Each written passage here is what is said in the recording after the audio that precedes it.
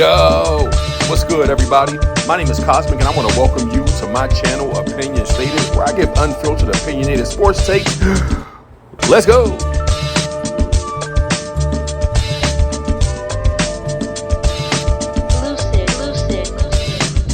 Yo, what's good, everybody? My name is Cosmic. I want to welcome you back to my channel, Opinion Stated. Really excited about this episode. If you've already seen the thumbnail, then you know exactly what direction I'm headed into. Kind of hinted at this as a topic of discussion for this episode in the last. If you haven't checked out that video, make sure that you do so as well. Speaking of which, if you haven't already subscribed to the channel, make sure that you do so. Also, click that notification bell to be alerted as to when new content goes up. Click like on the video as well to help us cruise along Algorithm Avenue and help us jockey for position to get in front of individuals such as yourself who are looking for this kind of content. Well, without further ado, I want to jump right into today's episode. Today's episode is entitled Franchise Best 13-0 Record. Cleveland's Cavs are NBA's elite title contender. That is no fluff. Literally. I know it's a mouthful, but it's no fluff.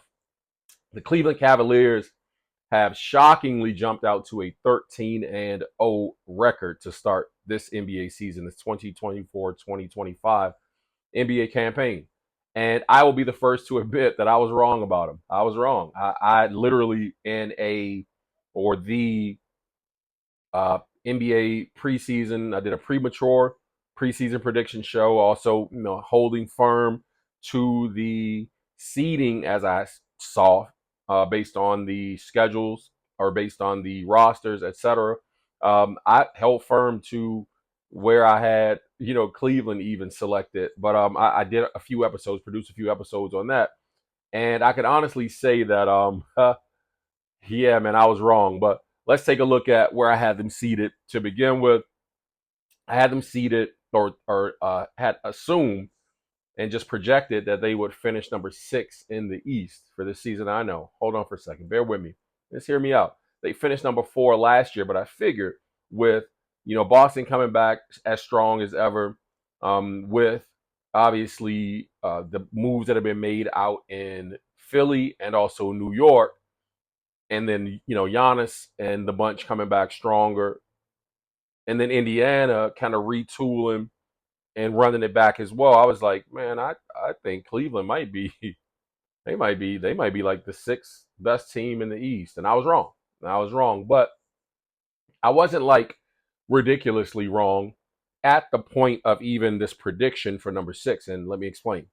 So even when I did this prediction show, it was before a single preseason game had even taken place. So there was no preseason games played, no preseason action yet. And then the preseason, ensues. And so what happened during the preseason with the Cleveland Cavaliers, other than Cleveland Cavaliers fans, none of you probably know. I was able to kind of take a look at it in this very brief period. It's only been about a month, but while doing research for this episode, I was like, man, I forgot that quickly. I forgot, or, maybe just didn't even notice that Cleveland lost all 4 of their preseason games. All 4 of them. I mean, just all 4 of them. I know the preseason is just supposed to be like a tune-up, warm-up time for you to kind of figure, get yourself back into a rhythm. But they dropped all 4 of them. And, so having dropped all 4 preseason games, I especially looked like a genius. I looked like a brilliant predictor, right? But, what happened to start the season, obviously, I feel like they actually took that personal and they used that as fuel to get them focused as the preseason should be intended, to get them into the proper mindset and into proper form to start out this season. And man, they have come out like gangbusters. Let's take a look at what they've done, and how they got to this compilation of 13 victories so far. They opened the season by defeating the Toronto Raptors by 30. I mean, they just romped the Raptors up in Canada, 136-106. And then they go on to beat the Pistons a few nights later, 113-101. I wasn't really high on the Pistons coming into the season, but I was high on the Raptors, much more high on the Raptors than I were on the Pistons. But the Pistons have actually been playing pretty good. I know the Raptors are hampered because of Scotty Barnes, but they've been playing very well of late, say over the last couple of weeks or so. So shout out to the Pistons, but the Cavs would definitely, you know what I mean, like put in work on them. And then came a beating to the Wizards. Obviously, I mean, they just beat the stuffing out of the Wizards 135 to 116 down in Washington. And then after that, the most impressive one I felt like was the 110-104, very close game, but contest against the Knicks. I was like, okay, now the Knicks are a contending team, like the Wizards, you know what I mean, Toronto, Detroit. I'm like, you don't really get credit, you know what I mean, whooping on those folks. But the Knicks victory to get them to 4-0, I was very impressed by. I was like, okay, cool. Cleveland kind of squeaked one out. Nice. Came out on the winning side. Then they just beat the shit out of the Lakers, of course, 134 to 110. After that, they beat up on Paolo's team, 120, the Orlando Magic being 120 to 109. And then followed that up with a home at home against the Bucks. I was most impressed by these games, even though the total margin of victory was only 3 points. 114 to 113 in the first game, and then 114, 116 in the second game. Both victories going to the Cavs. I have another video plan that I want to do, and I was kind of holding off on doing it against the Bucks. I really want to drag them, but I don't want to drag them. You know what I mean? But if they keep up this bullshit, I'm going to drag them. I'm not even going to play with them. I think they're trying to get Doc Rivers fired. But that notwithstanding, the Cleveland Cavaliers pulled out two very close wins against them. Again, those character wins, I feel like they were more than anything else. So, you know, shout out to them for those character wins. And then, you know, they follow that up with a win against the Pelicans, 131 to 122. And then the Warriors, very impressed by the victory over the Warriors, 136 to 117.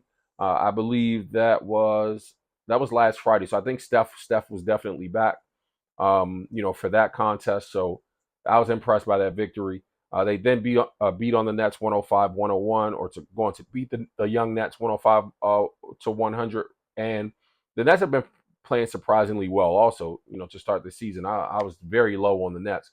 And then I expect them to win as many games this season as they've already won in just like the first 3 weeks. So I'm very impressed by what the Nets are doing. But Cavs beat up on them. And then the Cavs would defeat the Bulls 119-113 to get to 12-0. And then just last night, the Joel Embiid led Philadelphia 76ers. I say Joel Embiid led because Joel Embiid is actually playing now. He returned last week, or earlier this week, rather. On Tuesday, I believe it was. Tyrese Maxey, unfortunately, now is hurt. So they're just playing like they're just swapping out injured player for injured player, injured star for injured star. But nonetheless, the Cleveland Cavaliers are able to extend their record to 13-0 to start this season. Like I said, out like gangbusters, man. Very, very impressed by them. Here's what I see with the Cleveland Cavaliers team as I've watched a few of their games this year. To those people who will tell you that there's no defense being played in the NBA, you know what I mean? Like, oh man, the game's not exciting to watch. It's like they're just not interesting. They're not actually watching basketball. They're not.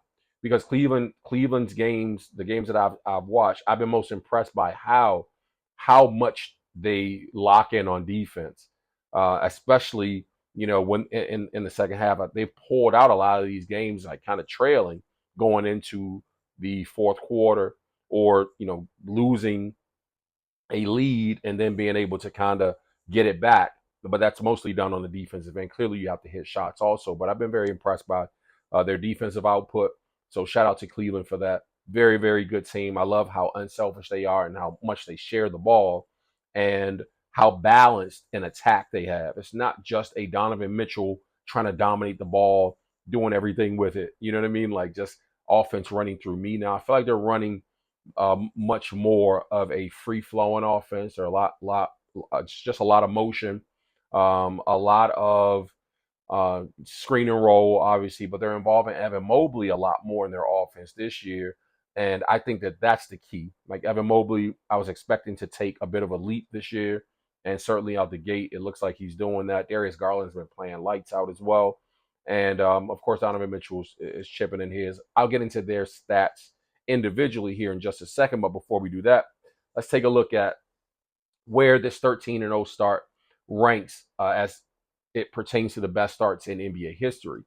in 2015, 2016, the Golden State Warriors team that would go on to win 73 games, only lose 9. Well, they started out 24-0 before losing, obviously, their first game. And then the next in the rank of historics are was a 15-0 start by the Houston Rockets in 93-94 Houston Rockets, which were the championship Rockets. They won the NBA Finals that year. So shout out to that team. It was a very good team. In 1948-49, Washington Capitals. They started 15-0 as well. 2003, 2002, 2003 Dallas Mavericks started 14-0, and also the 57-58 Boston Celtics started 14-0. And then you have this Cleveland Cavaliers team for this present year at 13-0. Let's see, hopefully they can keep that streak going. Below them are two 12-0 starts for the 1996-97 Chicago Bulls, Jordan-led Bulls, who won the title, and the 82-83 Seattle Supersonics, who started 12-0 as well. So let's see how long they can extend the streak. I'm really excited to see it extend. I was going to do a video on this topic at somewhere about 7-0, but I was like 7-0. I was like, yeah, that's impressive, but let me wait. Let me pump my brakes, because I feel like as soon as I do a video, I'm gonna jinx them and they're gonna lose, and then I'm not gonna have time to really get the video up. And before I can even get it up, they would have lost the game, right? So thankfully, they have, and hopefully I don't jinx them with this video. Cleveland, this is for you. But this 13-0 start, as I said, man, is incredibly impressive. Let's dig a little bit deeper into the overall numbers and kind of what they look like from a team perspective. Again, they started out in this season 13-0, which is NBA ranked first, so they're the first, so absolute best as far as record is concerned, the only undefeated team in the NBA as it presently stands. At points per game, they're ranked number one with 121.8 points a game, nearly 122 points a game. So tops in total team output per game and opponent's point per game.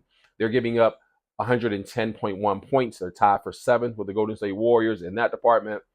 So they're playing a pretty good defense, an average of a little over 11 points a game in terms of margin of victory. Differential 11.7 to be exact. Sees them at second place in the league behind the Oklahoma City Thunder. That incredible team, I think they're somewhere around 12.1 or something like that in terms of differential overall this season. But yeah, a margin of victory of 11.7, man, it's crazy. You know what I mean? So Cleveland is definitely locked in so far to start this season. I don't know how long, once again, this will stretch, but these numbers are pretty impressive when you actually take a look at it. Let's take a look a little bit deeper. Field goal percentage so far this season, they're shooting as a team 51.8%, nearly 52%. From three, they're shooting 41.2%. As far as rebounds are concerned, they're grabbing nearly 42 rebounds a game, dishing out 28.2 assists, 9.7 steals per game. So again, that defense, nearly 10 steals a game. Blocks, in terms of blocks, I was actually surprised that the blocks are so low, given Jared Allen and Evan Mobley. I know Jared Allen's more of a shot blocker than Evan Mobley, but I'm hoping to see those numbers actually increase, because it will mean that they're actually playing much better defense around the rim. So 5.1 blocks, notwithstanding, so far, as it goes to that. And then the most startling of the stats for me was the 12.1 turnovers per game. You know what I mean? So I'm just like, man, that's 3 turnovers per quarter. Now, turnovers happen. Those who play basketball, you understand. You know what I mean? Like, man, turnovers happen. It's not necessarily just turning the ball over. Sometimes the turnovers are offensive foul, or, you know what I mean, a shot clock violation. It can be anything, but whatever they are, mostly they're mostly prevented, I will say, by a little more focus, right? So hopefully they'll get the focus, turnovers under control, and the other ones that you just can't control, you know what I mean? Like, those are just those, but hopefully they can keep that number under 12 or somewhere thereabout. I just feel like 12 turnovers is a lot of turnovers, bro. It's a lot of turnovers. Their turnover or assist to turnover ratio right now is 2.3. For those who don't understand, assist to turnover ratio is just the amount of assists that you dish out typically before you on average would get a turnover. So yeah, on a 2.3, you know what I mean? Like, assist to turnover ratio is just putrid, bro. That's horrible as far as I'm concerned. And I'm not even talking just firmly from an analytic standpoint. I mean, just like as a basketball player. But again, just wanted to take a look just a little deeper at these numbers before I dive in to how specifically this team is getting it done. Their starting five is incredible. Those who are coming off the bench are doing a very good job as well. But the starters, to start with, young Mr. Karis LeVert. I'll say about Karis LeVert, like Karis LeVert hit my radar. I'm not sure, what he did in Michigan because I wasn't a fan of his in Michigan as he was in college, but he hit my radar when he was a member of the Nets, and Kenny Atkinson has stepped up as interim head coach. Karis LeVert was a member of that team. D'Lo and Jared Allen and some other guys. I think they eventually traded D'Lo somewhere mid-season or something like that. Pulled in Spencer Dinwiddie and a few other players. And Kenny Atkinson actually coached this team, that Brooklyn Nets team rather, to the playoffs. Shockingly, like nobody was expecting him to make the playoffs, but Kenny Atkinson, stepped up and did that. So when I see players like Karis LeVert, Jared Allen, et cetera, on this Cavaliers team, and of course Kenny Atkinson is coaching them again, it just breaks my heart, man, because I'm like, ugh. And I'm not necessarily a Nets fan. I don't do fandom like I used to, but I'm still affection to them to a degree. And I'm like, man, they messing around with Kevin Durant. We traded away all the assets and these players. This is basically the team that should be in Brooklyn. But however, Karis LeVert is averaging 11.5 points a game this season, 2.8 rebounds, 4.4 assists, 53.4% shooting from the field. So as a starter, man, Karis is playing really good. I'm really excited to see him playing well. Jared Allen at the center position, 13.3 points a game, 10.7 rebounds, 1.7 assists, on almost 64% shooting from the field. So Jared is definitely doing his thing. I've seen a relatively decent, strong double-double, I guess I'll say. But I've seen him do some things also this year with the ball, kind of in the open court, and I'm like, yo, I didn't know like Jared's getting a little more comfortable. You know what I mean, doing what he does. Last season he was averaging 17 and nearly 14, so his numbers are down. You know what I mean, a little from the 17, nearly 14 rebounds, which I expect to kind of pick up as the season goes along. Not necessarily the offensive numbers, but especially the rebound numbers and the blocks. I expect those to go up. So that's Jared Allen. Evan Mobley as well. Evan's having a very, very good season so far. 17.8 points a game, 8.6 rebounds, 2.5 assists on nearly 56% shooting from the field. Evan Mobley's been playing really, really well. It's just been exciting for me anyway to see him, come out with a little more fire. Not that he didn't play with fire last year, but to see him play with a little bit more fire this year has been really inspiring to see. You can tell that the fellas are having a lot of fun out there playing with each other. And so, yeah, it's just been really good to see him, do his thing to start the season early. He's up, nearly 2 points a game, down slightly in rebounds from last year. But again, I expect his production actually to go up a little bit more because he's such a good basketball player from not just a post perspective, but, just to be able to, even coming off the kind of like the curls, etc., not necessarily to shoot, but you know what I mean, like going downhill, he's a really, really good basketball player, especially as a big, like to just be able to finish. So I expect to see him really round into form a little bit more, but it's good to see him play well so far.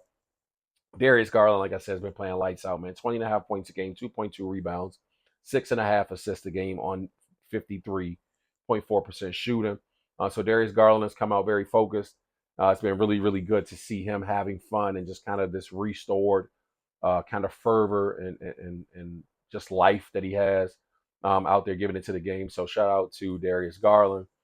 He's doing his thing for certain this season. And then last but not least, leader of the team, Donovan Mitchell, at 23.6 points a game, 4.2 rebounds, 4.1 assists on 46.4% shooting from the field.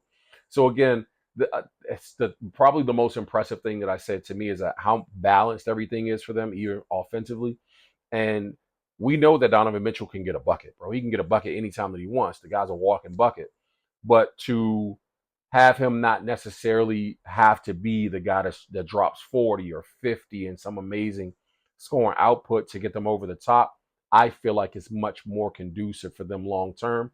So it seems like Kenny Atkinson has come in, established a system that works for everybody, and they're just kind of feeding off of each other to, like kind of make that system work, and still trying to figure things out. Obviously, it's only been 13 games, so I feel like there's so much more that we're going to be able to see, come from that Kenny Atkinson system. But shout out to Kenny Atkinson, man. He's doing a great job with those guys up there. Obviously this 13-0 start makes them formidable and beyond formidable, in my opinion. Much as I said in the title, I think that they are the elite in the East when it comes to title contenders. Now, that's not to say that Boston's not elite. Of course, Boston's in that space of elite also, but I think that there are only two teams that I can look at now from a strength standpoint to say that, like I would put them in that space of elite. I put probably right behind the Bostons and the Cavaliers in this sense. I probably put right behind them the Knicks, figuring that they'll round into form at some point and come along. Hopefully, the Bucks, will figure it out as Chris Middleton, like works himself back into shape after coming back from being injured. If injuries don't hamper him all season long. But two teams that I'm just looking at right now, just because of their benches and the output, systemically, I think Boston and Cleveland are the class of elites in terms of contenders in the East Coast. It's the championship, we'll definitely have to go through either one of these mobs. So maybe this is, or that is a preview of what's to come in the Eastern Conference Finals. Maybe not. You know what I mean? Like, you never know how things will play out in terms of injuries and how the seedings and who gets upset and all that stuff down the stretch. But a very exciting early start to the season. So much so that I can make content to say, yo, the Cleveland Cavaliers are 13-0. Let's take a look at their remaining schedule, or the upcoming schedule, just really quickly here. They have Chicago coming up tomorrow, I believe. And then this weekend, through the weekend, Charlotte, and they take on that Boston Celtics team that I talked about. So I think that, somewhere here, Chicago, they've already played. They played Chicago a couple of times through the preseason. But I also think that, obviously, when you have to just, see a team over and over and over again, it's not easy. It's like, oh, we beat them, so we're going to beat them again. Teams start to make adjustments. They start to realize, like, yo, they got us here, they got us there. They're doing a lot of, watch this these back picks, watch these cuts, you know what I mean? Watch these pin downs, etc. And so they make adjustments and, close out a little more on the outshot side shooting and take away this and take away that. And you know what I mean? So what happens is the adjustments make it a little more difficult, as you square off against some of these opponents over and over again. And then fatigue sets in as well. So we'll see how it goes if they make it past Chicago without a loss. They take on a very tough Charlotte Hornets team. Now, I say a very tough, and it's just because, man, LaMelo Ball's been balling out, bro. He's been playing very, very well, and that team's been doing pretty good. But they definitely have a tough slate coming up. Then they see that Boston Celtics team. That Boston game is going to be tough, man. It's going to be a tough one. That New Orleans game, I'm not sure if Zion will be back. I think he's out for an indefinite amount of time. Shout out to Zion, man. Hopefully he figures it out and gets it together. I know he came into camp in better shape, haven't lost some weight and all that stuff. But it just seems like the injury bug's just all over this young man, which is terrible. Not sure when Scotty Barnes will be returning, but they take on the Toronto Raptors after that. And then Atlanta Hawks, they have twice, but then take on the Boston Celtics once again before taking on the Wizards, the Nuggets, the Hornets, and then Miami. So that's, I believe, what is that? 3, 6, 9, 11. Is that 3, 6, 9, 10, 11, 12? That's 12 games. Right now, presently, as it stands, they are 13-0. That's just a preview of the next 12 games. Let's see how they do over the next 12 games. And it's quite conceivable that they could be 25-0. So if they are 25-0, expect that I'll make another video like, holy shit. Holy shit. After that 13-0 video, man, they went undefeated, even farther. So shout out to the Cleveland Cavaliers as of right now. You others are playing amazing. Shout out to the Cleveland Cavaliers fans. You guys have a lot to be proud of and excited about. I do not hear a lot of chatter or folks, just praising the Cavs, man, but there should be a whole lot more videos up and down my timeline, at least, from other content creators praising these Cavaliers. 13-0 is no easy thing, and it's not easy to win 10 games in a row, 5, 6 games in a row. So 13-0 to start a season is very impressive. Once again, Kenny Atkinson, shout out to you. Doing a great job with those fellas, man. Fellas, keep it up. Wishing you guys the best of health. Can't wait to tune into tomorrow's game against Chicago. See you guys in my next video. Until then, take care of yourselves. Blessings.